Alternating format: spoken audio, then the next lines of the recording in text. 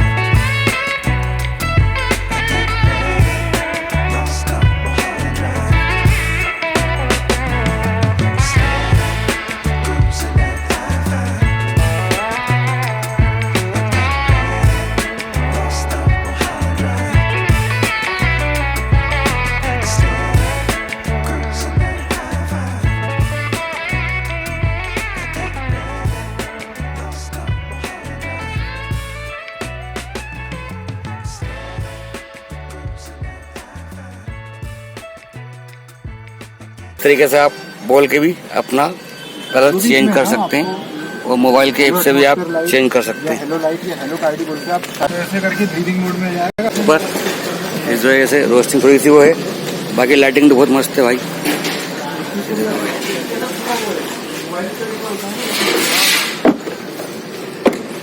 तो भाई एम्बियंट जब अपना गाड़ी के अंदर लगाइए। तो भाई मिलेंगे नेक्स्ट वीडियो में। वीडियो को लाइक और चैनल को सब्सक्राइब जरूर कर दीजिएगा। धन्यवाद।